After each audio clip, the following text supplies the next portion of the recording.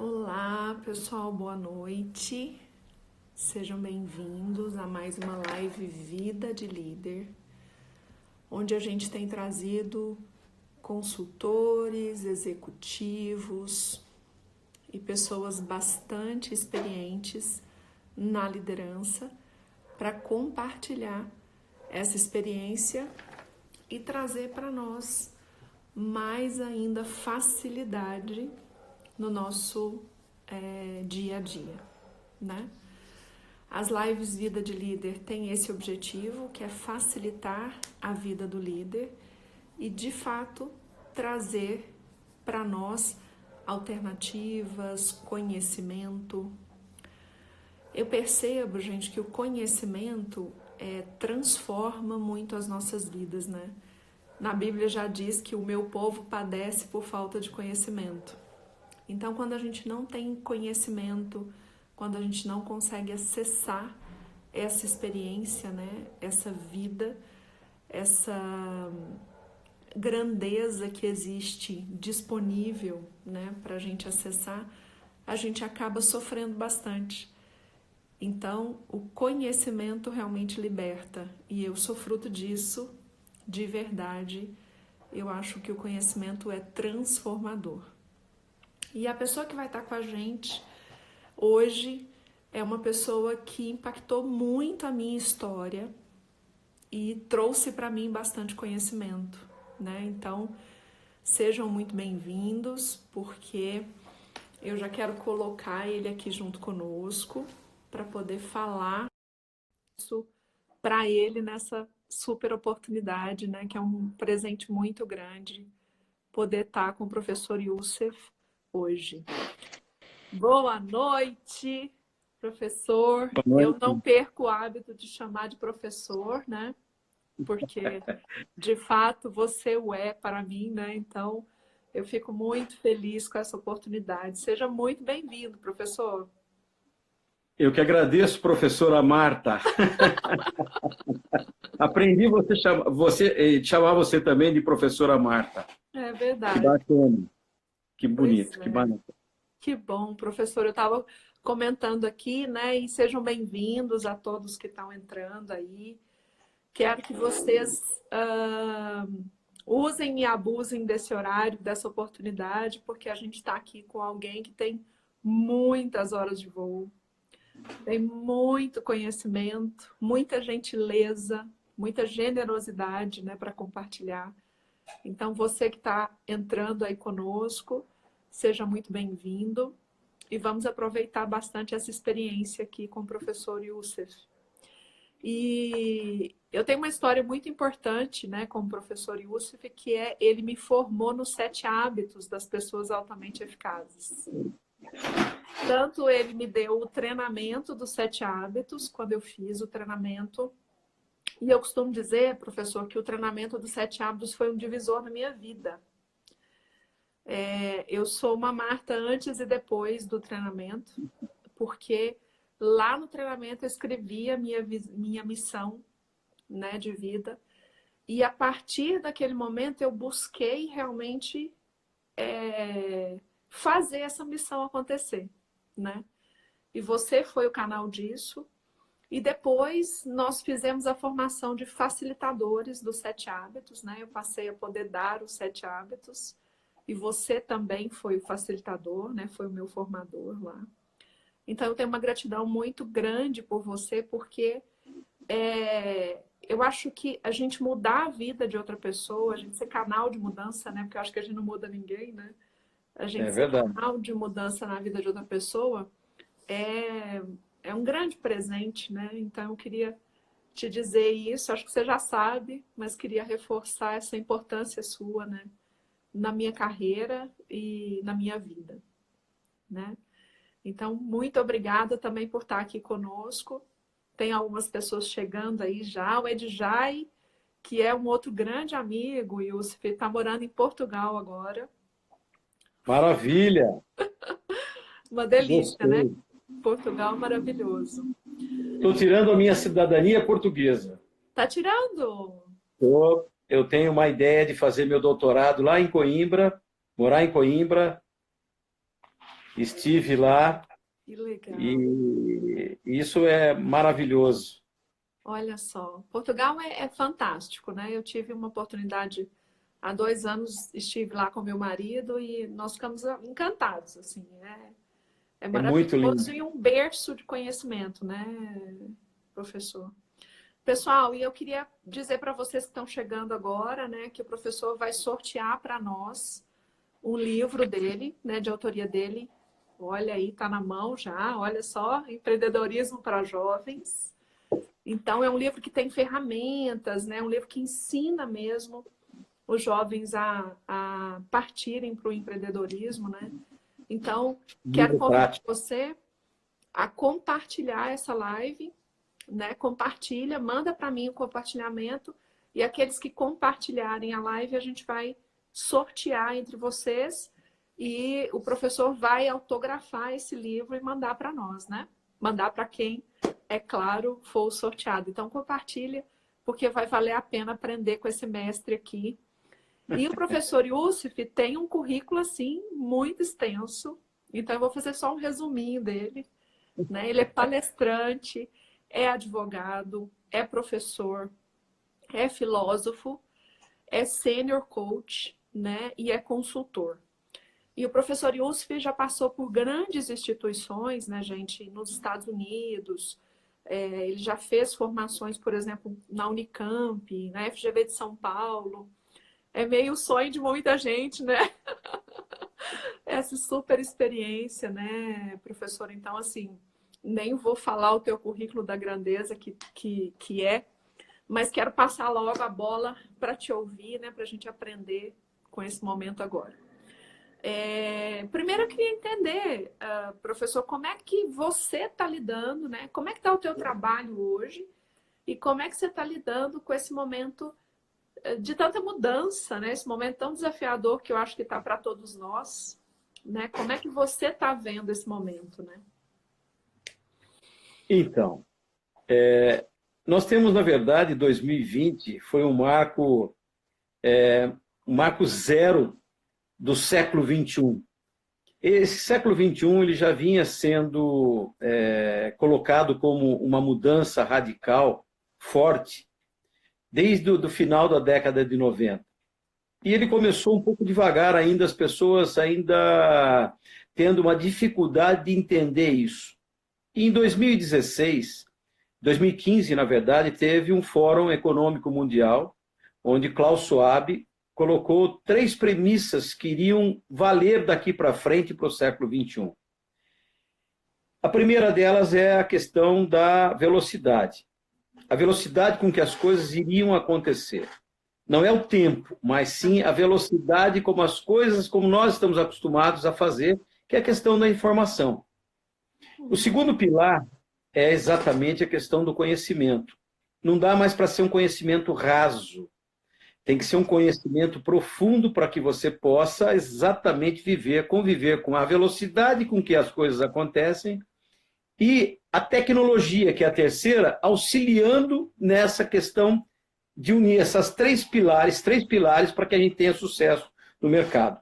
E através disso, novas competências apareceram na época, 10 competências mais ou menos, ele falou que seria o interessante do século XXI. Em 2016, ele lançou um outro livro chamado Implementando a Quarta Revolução Industrial. E nesse livro, ele dizia que em 2020 seria um marco zero de uma mudança radical que aconteceria no mundo em que nós estamos vivendo. E ninguém sabia que era uma pandemia. Né? Não sabíamos que era uma pandemia, nem ele sabia, mas seria uma mudança radical de tudo que vinha acontecendo e precisava se ajustar.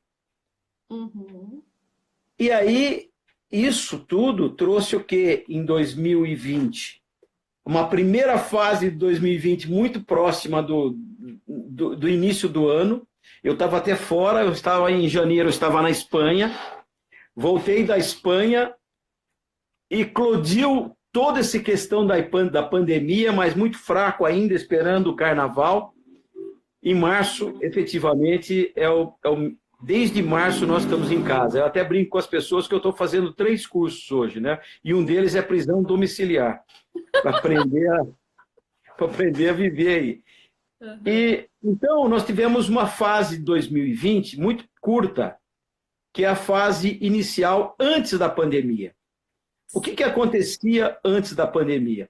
Apesar de todas as mudanças que haviam no mundo, eu trazia comigo uma experiência de vida acumulada de anos e anos de trabalho, de estudo e de uma série de coisas.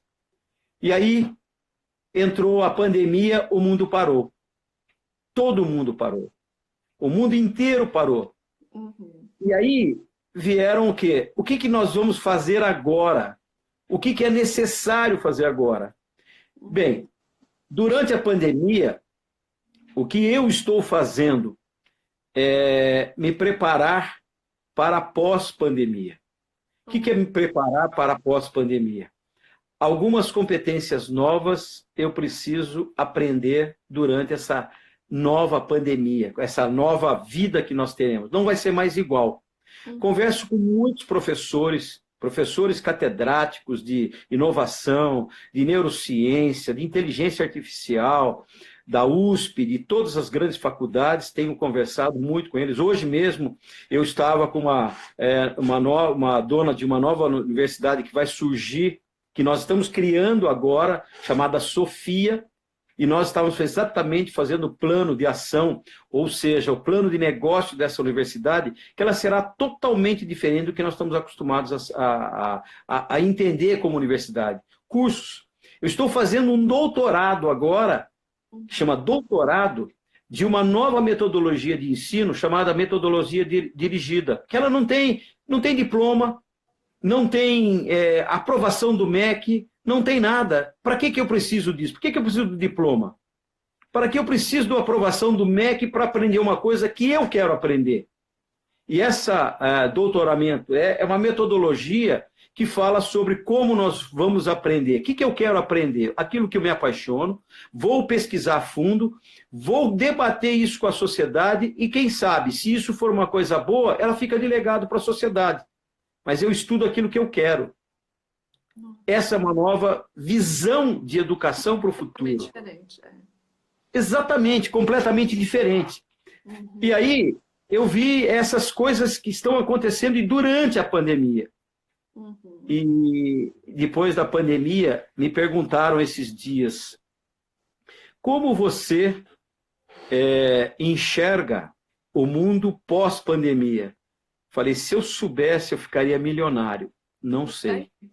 Uhum. Não sei. Tenho algumas dicas que eu posso dar baseado na minha visão de futuro, não contando com a minha experiência, mas contando com que eu estou vendo o movimento do mundo em relação a isso. Posso te falar isso? O que eu vejo pós-pandemia? Primeira coisa que eu vejo pós-pandemia, algumas novas competências que nós vamos precisar adquirir para esse mundo novo que vai chegar. E são poucas agora, nesse momento, porque as outras virão com o tempo. Mas o que eu vejo já, agora, nesse momento, a primeira competência fundamental que eu estou vendo é a questão do empreendedorismo, ser um empreendedor. Uhum. E ser empreendedor não é montar um negócio. As pessoas tinham um conceito errado de empreendedorismo. O que é ser empreendedor? Tudo que você for fazer na vida é um empreendimento. Você vai casar? É um empreendimento. Você vai arrumar uma namorada? É um empreendimento. Você vai fazer uma faculdade? É um novo empreendimento. Tudo que você for fazer na vida, de diferente do que você está acostumado a fazer, é um empreendimento. E para isso, eu preciso ter muito forte essa questão do risco, saber ver o risco, entender o que o mercado quer, entender o que eu quero, olhar para o mundo de uma forma diferente. Essa é a primeira.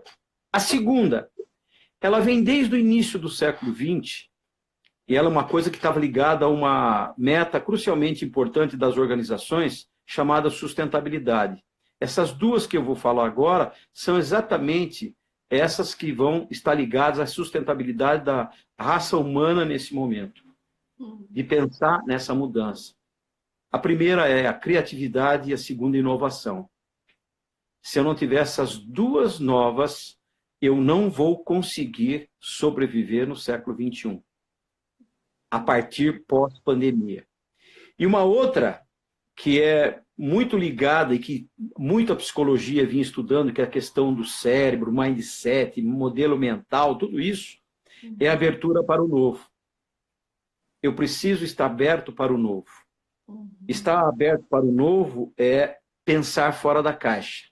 Uma outra competência fundamental para as pessoas que estão no momento pandêmico esperando pós-pandemia.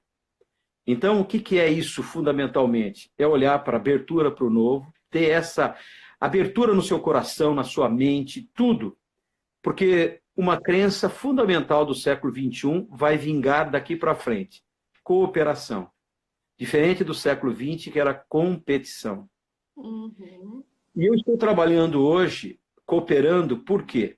Olha só, eu tinha todos os meus contratos até janeiro de 2021 fechados. Esse ano eu não tinha mais agenda. Eu saí de férias tranquilo, falando, quando eu voltar, meu trabalho vai fluir normalmente até 2021. Uhum. Mas daí, eu olhei o seguinte e pensei, agora com a pandemia, todos os contratos foram encerrados. Só para ter uma ideia, eu tinha 8 turmas de cultura organizacional para a Trexon GV no Paraná. Eu iria ganhar em torno de R$40 mil para fazer 8 turmas. Eu tive que mudar, fazer um curso através de vídeo, com 4 blocos, e vou ganhar R$5 mil. Não é questão do dinheiro em si, mas é a questão de você entender o volume de como vai ser agora. E o que eu estou fazendo agora com os meus clientes?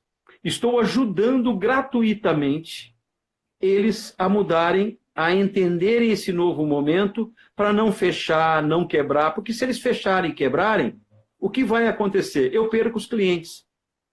Então eu tenho que ter com eles o quê? Um trabalho onde eu ajudo eles não quebrarem e mais tarde para frente eu tenho uma coisa que é fundamental numa das metas do cliente, que é fidelizar o cliente. Isso é uma saída, eu não vou ganhar nada para fazer isso, como estou fazendo com essa universidade.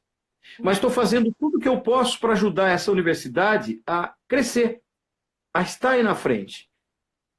E eu lembro bem quando, em 1929, Napoleão Hill, no seu livro chamado A Lei do Triunfo, ele disse uma coisa, cuidado com a inércia. Em 1929, isso me marcou. A inércia é, hoje, na pandemia, eu ficar assistindo televisão, notícias de quantos morreram, quantos não sei o quê, atualização do Covid. Aonde vai a minha cabeça? Aonde vai a minha mente? Uhum.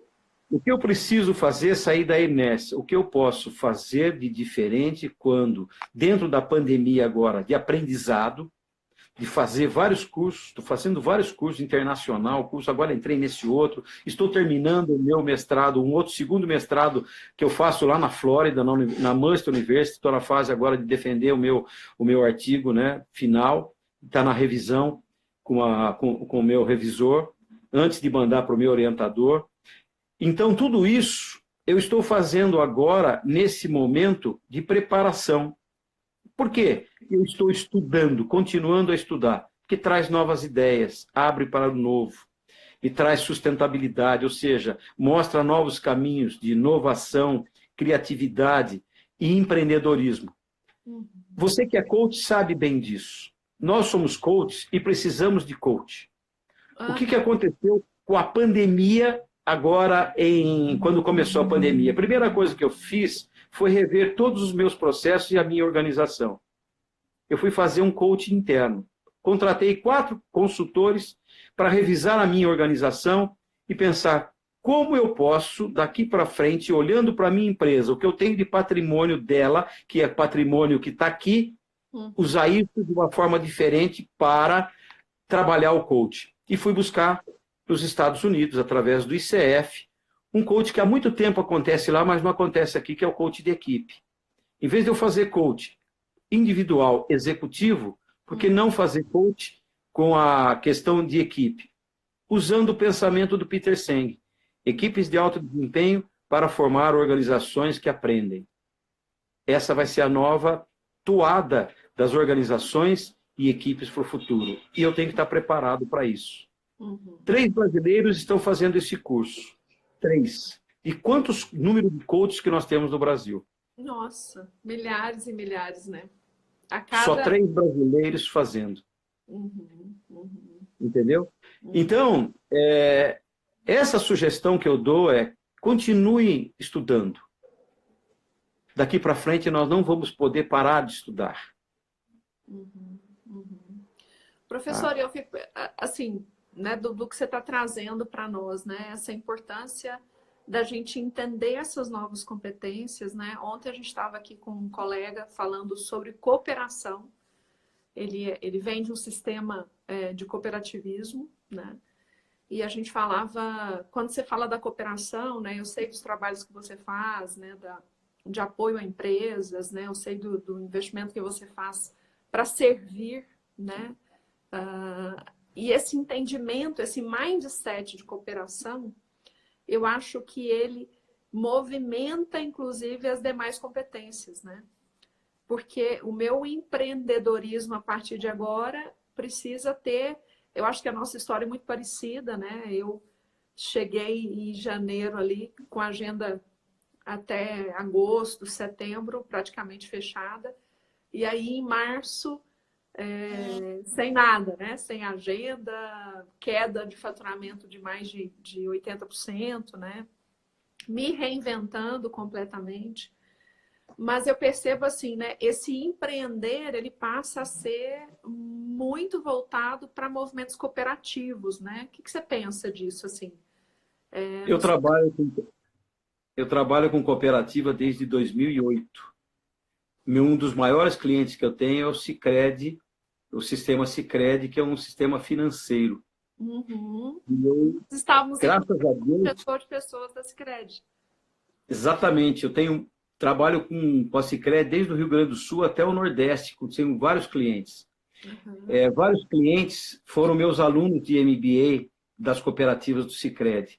Hoje eu dou aula numa das universidades corporativas que uma das unidades criou para eles, para trabalhar líderes, que eu ajudei a formatar essa universidade junto com a professora Kedma da Dom Cabral. Nós ficamos 1 ano e meio trabalhando na Universidade Corporativa do Sicredi União, onde lá eles têm 2 tipos de curso.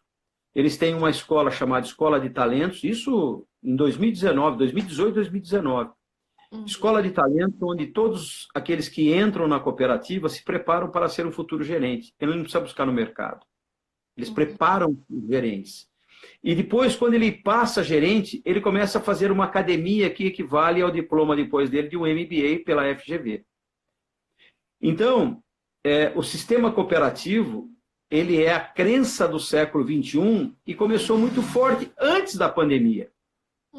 E agora, na pandemia, o que eles estão reinventando? E isso eu admiro no sistema cooperativo. Por exemplo, eu sou um cliente do sistema cooperativo. Ele tem uma coisa chamada Conecta. Um app Conecta, onde você cadastra quem é cliente, quem é associado, cadastra nesse Conecta e, através desse Conecta, faz negócio com outros associados do Brasil inteiro, porque ele está focado no Brasil inteiro. Então, o que ele gira? Ele fomenta negócios entre os próprios associados da cooperativa. Então, a cooperativa, eu preciso de um treinamento, tem lá a IZF que vai fazer um treinamento, vou contratar a IZF, que ele é do sistema cooperativo. Preciso comprar um material, vou comprar daquela empresa que está lá dentro da sua região. E nós vamos voltar para o comércio nosso, quando começar a trabalhar, tudo isso. De que forma? De uma forma onde na sua região você faça esse tipo de troca. A moeda de dinheiro, talvez, ela não sei se ela continua, mas os serviços, vamos voltar ao início da negociação, onde eu troco com você serviço. Você não faz isso, eu faço outra coisa. Tem alguns bons... Escambo, professor. Vamos voltar para o escambo, né? Para a troca.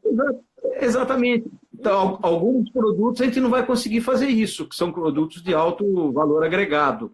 Mas pequenos serviços, coisas que nós trabalhamos. E eu tinha feito em 2016 uma pesquisa no Sebrae, onde praticamente quase 90% das empresas no Brasil são pequenas, médias e microempresas. Isso que gera emprego e que gira o PIB. Eu tirei o pé de trabalhar com grandes empresas, que só tinha 5 grandes empresas que eu trabalhava, que eu atendia, porque eu não tinha agenda. A partir do momento que eu deixei um pouco de lado essas grandes empresas, não que eu não atendesse, mas eu comecei a fomentar o meu negócio visando essa mudança para os pequenos, onde os grandes consultores, onde grandes caras não vão. E eu comecei a viajar, viajava de ônibus 8, 7 horas para atender o cliente lá, ficava uma semana dentro da empresa dele. Pegava o avião, descia em Curitiba, de Curitiba eu pegava um ônibus para chegar lá em Laranjeiras do Sul para fazer um trabalho. E voltava no sábado, pegava o ônibus 1h da manhã de lá no sábado para chegar 6h30 em Curitiba, para as 9 horas chegar em Campinas, 10 e pouquinho, quer dizer. Isso, viajando o Brasil inteiro, Maringá, todo lugar. Fui até em Santarém, para você ter uma ideia. Por quê? Porque eu enxerguei uma forma de fazer isso.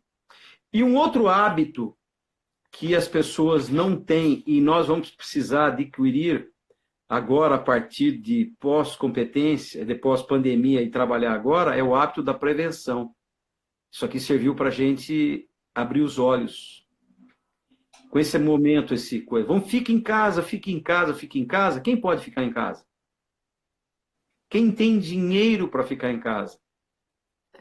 E essa pandemia mexeu com 2 coisas com a vida. A economia mexe com a vida e a saúde mexe com a vida. Então não adianta o movimento político, briga política, tal, isso aí não resolve nada. O que resolve é, se eu não tiver saúde, eu vou morrer. E se eu não tiver como ganhar dinheiro, eu vou morrer do mesmo jeito. Eu preciso fazer o quê? Aprender a conviver com esse momento e criar formas de você poder sobreviver até que isso passe de uma forma... tudo vai passar na vida. A hora que o mundo inteiro começar a ficar imunizado, essa pandemia passa. Mas, pelo jeito, a gente vai conhecer muitas pandemias ao longo do tempo. Está saindo uma nova aí na China, porque a gente ouviu falar, né? Então, eu preciso estar preparado. O hábito da prevenção é fundamental. Isso não é novo. Isso é mais velho do que andar para trás, como dizia o outro, né? Da época de Fomos. Mas como a gente tem dificuldade, né, Yusuf, de lidar com isso, né? Eu vejo nos meus clientes, eu vejo nos meus familiares, né?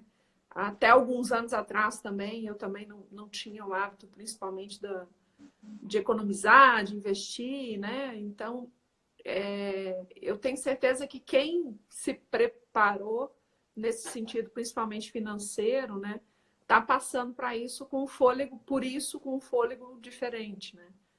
E o hábito desse planejamento, dessa preparação, desse cuidar de si, né? Eu acho que esse autocuidado, né? A gente se esquece que as coisas acontecem, que a idade chega, que as coisas, né, não serão como eram antes em muitos sentidos.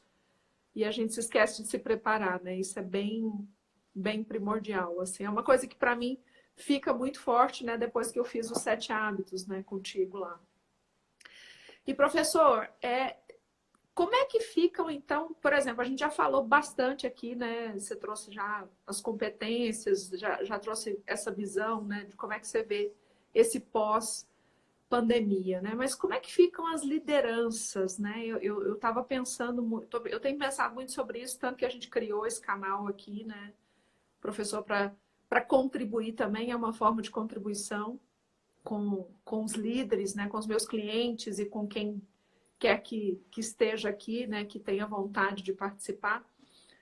E uma coisa que eu fico pensando, porque para quem está inserido numa organização, o desafio já é muito grande. E para quem está liderando outras pessoas, eu imagino que tem uma reação ainda mais pesada, né? Então eu fico pensando, né, o que acontece com a liderança, né, professor, nesse movimento? e que dicas, né, que você daria, que olhares você daria.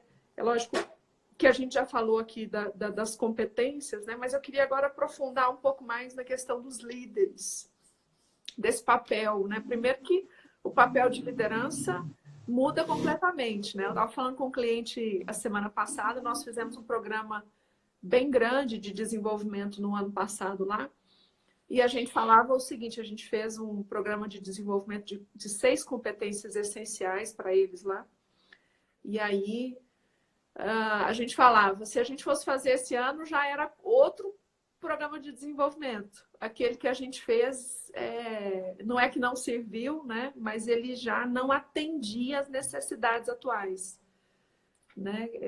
Qual que é o seu ponto de vista aí sobre essa questão da liderança, né? Como é que a gente pode ajudar esse povo mais? Eu vejo a liderança daqui para frente, ela vai ter um papel fundamental nas organizações, porque ela vai trabalhar com um dos maiores problemas que ela não tinha enfrentado até então, o home office. Como eu lidero pessoas que trabalham em casa? Como eu meço a produtividade dessas pessoas que estão em casa? Que doenças ocupacionais trarão para essas pessoas que estão trabalhando em casa? Vou te dizer a minha opinião, o que eu acho da questão do home office. O home office ele não é uma coisa nova. Ele é muito antigo, já em grandes organizações já trabalhavam isso, mas ele depende de uma cultura de uma organização, depende da cultura de um país, depende da cultura das pessoas. E o pior é que agora a crise está nos ensinando a fazer isso acontecer. Por quê? A crise, quando ela vem, ela fica no meio entre duas coisas, pessoas e organizações. E ela traz algumas fases, né? A primeira fase é a fase de sair da zona de conforto. Imagine um líder agora, que estava acostumado a trabalhar e ver todo dia a sua equipe, está lá com a sua equipe e agora não vê mais ninguém. Nem ele mesmo vê a sua organização, porque ele não vai até a organização, ele está em casa. E está em casa, você tem que enfrentar um outro problema como todos nós temos. A sua casa é a tua casa. E transformar a tua casa num canto de trabalho, num escritório e tal, não é uma prática comum. Não é porque quem tem filho, por exemplo, como é que eu consigo falar, eu vou entrar às 8, começar a trabalhar, vou até umas 17 horas trabalhando com seus filhos em casa, que não tem escola, não tem isso, não tem nada, é o cachorro, é o gato, é um monte de coisa. Não tem como você fazer isso dentro da tua casa se você não mudar o seu paradigma e entender que isso é uma coisa que precisa ser feito. Eu já me preparei para isso. Eu não vou fazer o home office. Eu vou fazer office. Porque o meu escritório, ele é muito parecido com o home office. Eu trabalho sozinho, porque eu trabalho dentro das organizações. Então, eu tenho essa facilidade. Mas e as outras pessoas? Quem hoje trabalha nas organizações? Uma outra coisa que vai acontecer com o líder, ele vai precisar trabalhar uma outra coisa, que é ajudar as pessoas a sair da zona do medo. Qual é a maior zona do medo que as pessoas estão vivendo hoje? Nós estamos vendo quase não sei quantos milhões de desempregados. Estão chegando, falando uma média aí que vai chegar a 17 milhões de desempregados no mundo, no Brasil, aqui no Brasil. Tá. Eu, como líder, qual a segurança que eu tenho que eu também não vou ficar desempregado? Como eu vou atuar nessa zona do medo? Como eu vou liderar a minha equipe para que ela continue sendo uma equipe de alto desempenho sem que eu veja, eu consigo ver vocês aqui pela tela.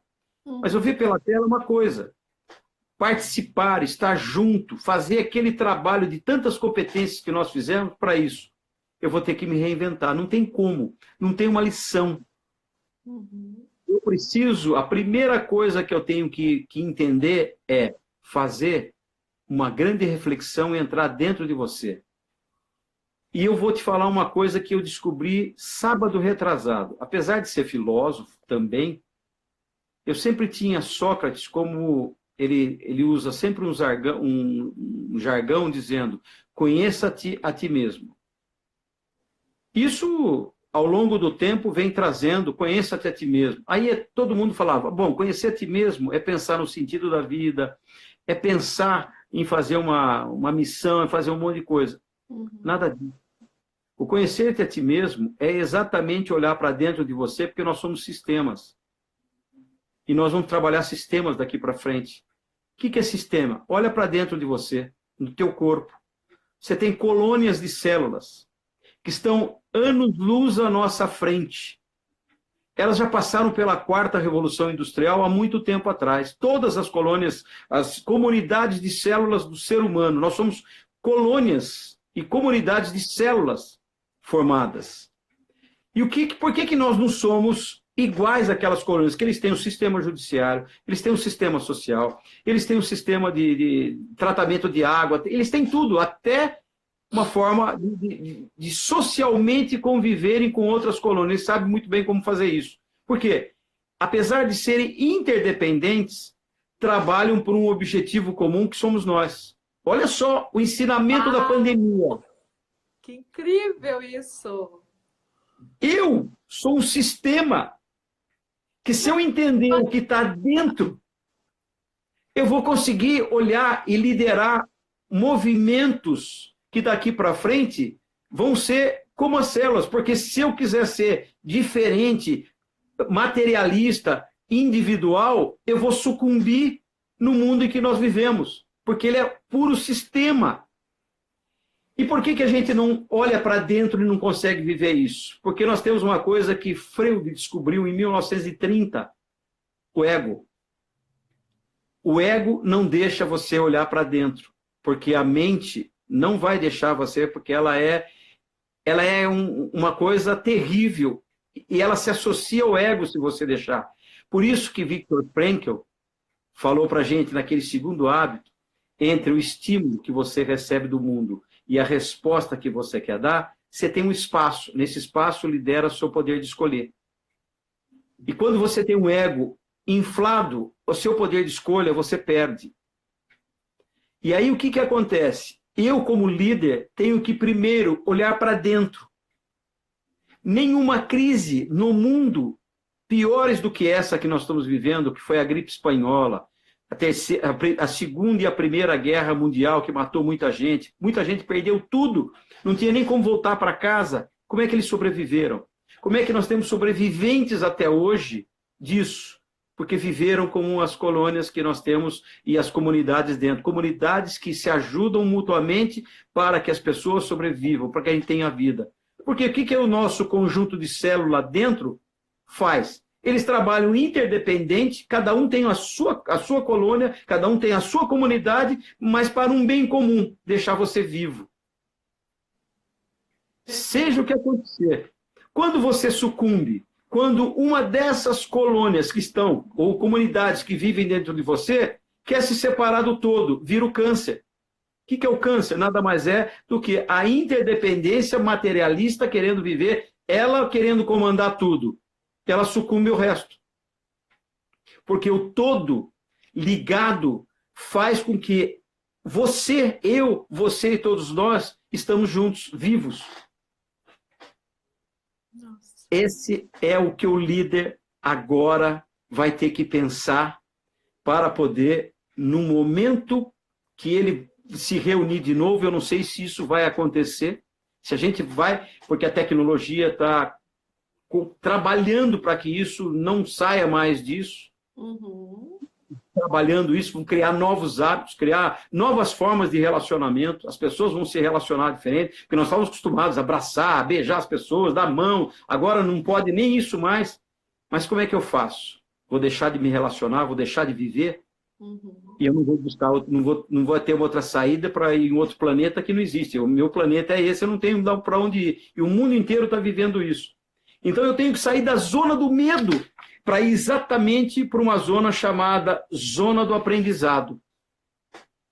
Eu, como líder, pessoa, olhando para a organização, porque essa crise está passando no meio, eu tenho que sair da zona, agora desse momento do medo, e entrar na zona do aprendizado. Quer dizer, olha para dentro. Lembra que o Stephen Covey falava isso? Olhe para dentro. Os 7 hábitos, ele não é de fora para dentro, ele é de dentro para fora. Hábitos da eficácia humana. para depois eu sair dessa zona de aprendizado e ir para a zona do desenvolvimento. Aí que eu vou começar a se desenvolver novamente. Eu estou saindo do marco zero. A própria natureza fez com que isso acontecesse. Estou saindo do marco zero para reaprender. A natureza está, se você olhar, observar a natureza, na questão da cooperação, ela está se refazendo em pouco tempo que nós estamos em casa. Quantos anos nós castigamos a natureza? Em pouco tempo, ela uniu uma com todos os organismos que fazem parte da natureza, ela está se regenerando de uma forma totalmente tranquila, sem medo, desenvolvendo-se, porque ela ia para o caos, para a nossa própria preservação.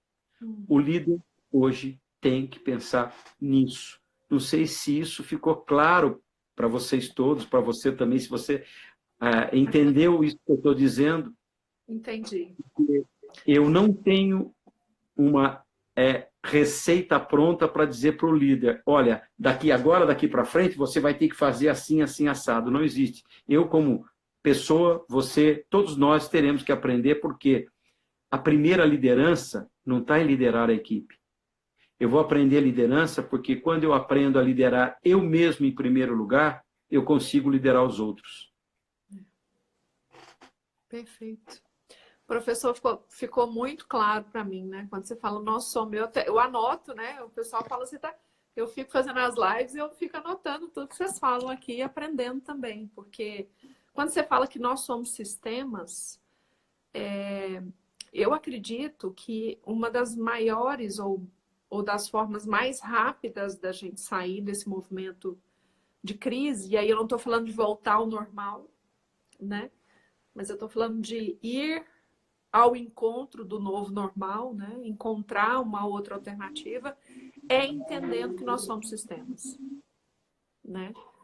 E é incrível de isso. uma grandeza, porque eu não tinha pensado sobre esse ponto de vista do ser o sistema, né? Eu como sistema, mas eu sempre penso muito em eu como um todo, né? Nessa minha interação com o todo, né?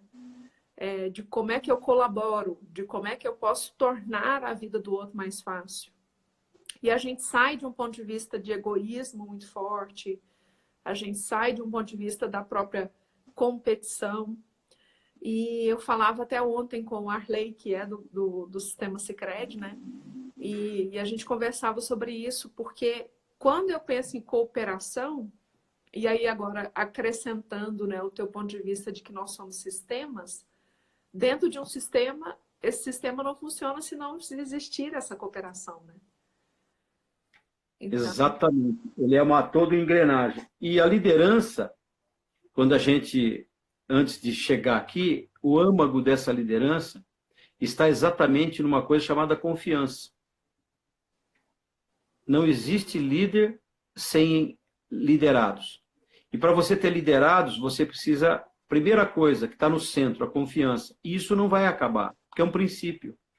Eu só sigo uma pessoa que eu confio, que eu ponho minha mão no fogo para ele. Porque ser líder da forma que estávamos sendo, eu tenho uma equipe, mas ela não me segue, eu não sou líder. Começa por aí. Eu preciso fazer essa grande reflexão. Eu só tenho uma função. Mas o grande e verdadeiro líder, ele é diferente, ele tem seguidores. E às vezes ele nem tem o cargo de líder, mas as pessoas seguem porque acreditam nele. Veem nele características que gostariam de ter. E a gente sabe muitos, se você olhar para o mundo, para a história, você conta no dedo os verdadeiros líderes. Pessoas que foram atemporais e são atemporais, independente do que aconteça no mundo. Porque eles têm seguidores. Mesmo agora na pandemia, o que eu fui fazer? Eu fui estudar muitos desses, da biografia desses caras. E quando eu entendi o que eles estavam fazendo, eu percebi uma coisa nesses grandes pensadores. Eles não se tornaram líderes. O universo escolheu eles para ser líderes. É diferente. E aí, outro dia, eu agora comecei a estudar filosofia quântica, física quântica, filosofia hermética e ocultismo. E numa live anterior me perguntaram, como é que você entrou nisso? Eu não sei. Eu fui escolhido para entrar nisso.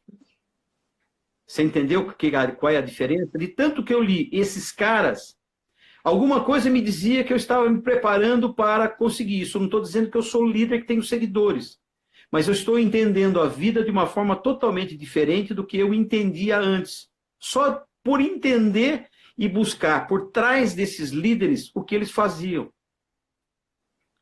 E é um novo comportamento que os líderes terão que ter agora, quando fala de organização e quando fala de equipe, duas disciplinas nós temos que tomar conta.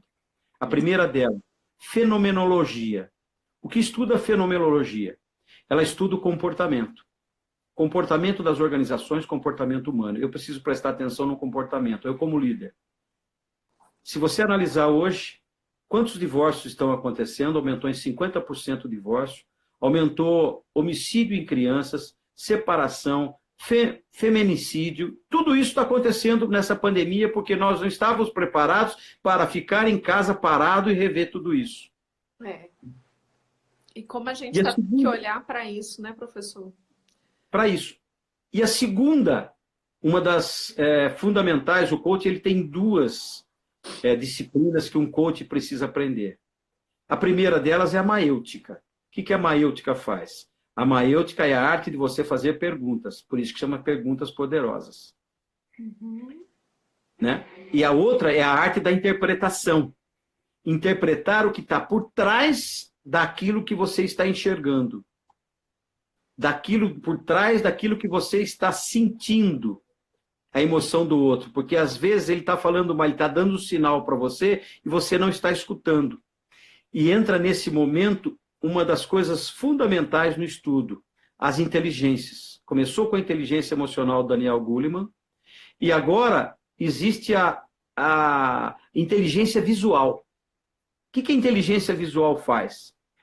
Se você olhar bem, os olhos, ele é apenas um organismo, um equipamento para enxergar, para levar a imagem do que você enxerga para o cérebro. Quem interpreta é o cérebro. Só que você tem o que a gente via. Por isso que se fala que o cego enxerga mais do que a gente. Porque ele tem um ingrediente maior, que é a percepção. Se você entrar numa sala de aula e falar, olha, eu vou dar aula, a sua mente, o seu foco está naquele negócio. Você não enxerga mais nada dentro da sala. Você não enxerga as carteiras, você não enxerga o quadro, você não vê isso de uma forma diferente. Por isso que a mudança de paradigma é uma coisa fundamental. Lembra do paradigma? E o que é paradigma? Um mapa mental. É como você enxerga o mundo. Não como o mundo é, mas como você enxerga o mundo. E isso vai ter que mudar daqui para frente. Nós vamos ter que mudar o quê? O nosso modelo mental. As nossas inteligências terão que ser desenvolvidas para que a gente possa viver num mundo do novo normal. Nossa. E eu acho que essa complexidade toda, né, professor, que a gente está diante dela, eu acho que até a forma de ver essa complexidade precisa ser um pouco diferente, né? Porque dependendo da forma com que a gente olha para tudo que a gente está falando aqui, dá uma ansiedade, dá uma angústia, não dá? Exatamente. Essa é uma doença que foi avisado no início do século XX por um grande autor brasileiro chamado Augusto Cury. Ele dizia que a maior doença do século XXI seria a ansiedade. E a ansiedade vem por conta dos três pilares do século XXI. Primeiro, velocidade. Como eu, como ser humano, consigo vencer essa questão da velocidade? Vou te dar um exemplo de velocidade. De 1500 a 1900, o conhecimento, para se transformar no conhecimento, levou 100 anos. Hoje, 2021, ele leva 12 horas para rodar o conhecimento. Nossa. Imagine, o que eu aprendi ontem, amanhã pode ser que não valha mais. E aí, eu entendo o que Albert Einstein falou sobre a teoria da relatividade. O que é a teoria da relatividade? E ele explicou para um aluno dele com a maior facilidade. Senta num banco de jardim conversando com uma mulher linda, bonita, maravilhosa, que você fique 2 horas conversando e quando encerra o papo, você fala, mas puxa, já acabou, só passou 2 minutos. E na verdade foram 2 horas. E você, nessa coisa maravilhosa, só enxergou parece que deu 2 minutos. Faça uma coisa que você detesta na sua vida. Por 5 minutos vão parecer que são 2 horas. Isso é questão da teoria da relatividade. Por isso que o tempo não existe. É uma relatividade. E nós estamos preocupados com o tempo que virá. E não estamos preparando para isso. Isso cria ansiedade. Eu preciso controlar isso. O tempo que virá, aí entra uma coisa que eu adoro, que é a questão do tempo, que Santo Agostinho falava tão bem a questão do tempo. O tempo tem 3 facetas. Primeiro é o passado. O passado, muita gente vive muito tempo com ele. Na sua memória, traz para o presente, porque traz aquilo, né, representando o passado, mas não muda. Você não consegue mudar porque ele já aconteceu. O futuro também não existe, ele é uma expectativa. Portanto, quando eu falo de meta, que é uma palavra grega, ela está ligando a alvo. Aquilo que eu quero buscar num futuro que não existe, ele é uma expectativa. Isso gera ansiedade. Então, o que eu tenho que me preparar nesse momento que eu estou vivendo? Eu tenho que fazer o aqui e agora, como diz o Eckhart Tolle no seu livro, Aqui e Agora, eu tenho que trabalhar o presente. O que é trabalhar o presente? O que eu estou fazendo para atingir a minha expectativa no futuro próximo? Isso controla a minha ansiedade. Porque eu não consigo olhar para o futuro, esperar a coisa chegar e acontecer sem que eu faça alguma coisa. Então, portanto, futuro não existe, passado já existiu. O único tempo que existe é o presente. Por isso que não existe tempo. Perfeito. E é tão interessante, né, professor? Porque eu estava falando hoje com meu esposo, né? A gente vivia de agenda em agenda, né? Tipo você. Ele viajava de segunda a sexta, eu também. Então, a gente chegava sexta e já falava, vamos arrumar a mala para segunda, né? Então, a gente vivia de agenda em agenda.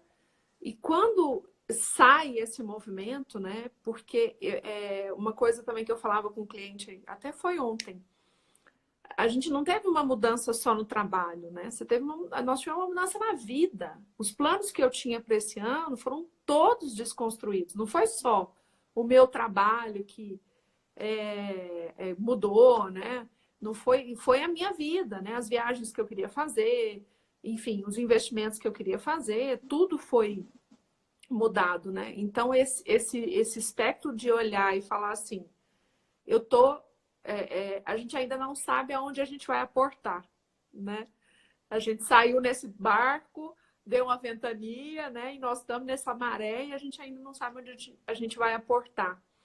Mas quando você traz, nós precisamos estar preparados para qualquer que seja o porto, eu acho que é um mindset que a gente precisa trazer para dentro, né? E se agarrar nele, que é assim, o que eu preciso aprender? Mas aí as pessoas falam para mim, né, às vezes, Marta, mas eu não sei o que vai ser amanhã, eu não sei se vou continuar sendo um executivo, eu não sei se eu vou continuar liderando pessoas, né? E eu tenho falado isso muito, né? Então, muito legal que você está trazendo, porque eu tenho falado muito para as pessoas, independente do que vai ser, é muito importante ser, né? É muito importante esse olhar. E aí, incrível quando você fala, né? Esse olhar para os nossos sistemas, né? O que está nos compondo. E se eu quero, de fato, continuar sendo esse sistema que eu criei, né? Ao meu redor. E aí eu acho que a gente traz um processo que talvez nós não tivéssemos muito acostumados, professor, que é o de ser mais autônomos. Porque antes as coisas mandavam em nós, né? E aí agora a gente precisa escolher. Porque antes a empresa escolhia para mim. O cliente falava, segunda aqui, nananana, né? De certa forma aqui, né? E agora eu estou diante de uma oportunidade que eu preciso escolher, né? Então é incrível, né, te ouvir dizendo isso, porque reverbera muito em mim, né? Muito no que eu acredito e no que eu venho também sentindo, né, nesse movimento todo. Isso que você está falando, eu lembro do Jack Welch. Como Jack Welch dava uma promoção para o o funcionário dele. O funcionário ia reclamar que precisava de uma promoção há muito tempo lá. Ele pegava uma folha em branco de papel, fazia 3 círculos. 3. E punha uma questão dentro de cada um. Ele perguntava no primeiro círculo: quem é você? O segundo círculo: como as pessoas te veem? E terceiro círculo: quem você quer ser? Aí que está o grande segredo de você olhar para a vida hoje. Quem sou eu? Olhar para dentro. O que eu posso contribuir com aquilo que eu tenho de patrimônio para um mundo diferente? Eu quero ser líder, quero ser gerente, quero estar liderando pessoas. Como as pessoas te veem? Você tem seguidores? Quem seguiria você na sua forma de ser? Mas tudo isso depende de uma outra coisa. Quem você quer ser? E aí a gente começa, eu sempre, como eu disse para você, os 7 hábitos foi uma parte que eu zerei da minha vida e comecei de novo, quando o Stephen Covey foi meu professor durante 2 anos e meio. Eu tive o prazer de conviver com ele. Nossa. E perguntei uma coisa para ele que marcou a minha vida, valeu esses 2 anos e meio.